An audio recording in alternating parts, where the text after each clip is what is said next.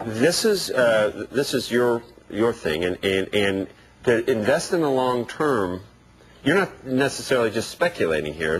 You're making long-term investments, right? I was trying to make the point yesterday that maybe in the stock market, are there investments like this in the stock market that you can make at a much more advantageous price right now? And it's not necessarily speculating. It can be investing. I'm sure there are, but the difference between what we do and what you do in the stock market. In the stock market, yes, there are great stocks out there that are abounding at bargain prices right now.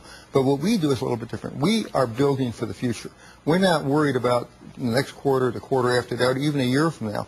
We're worried about increasing profits, doubling our incomes, let's say, over the next 3 to 4 years. And unlike the market, which measures us on a daily or quarterly basis, we don't have to sell till we get that value up. So we're going to be patient, and we're going to try to double the earnings of the company. With the market, you're just betting on somebody else's management. We're betting on ourselves, our ability to add value over time.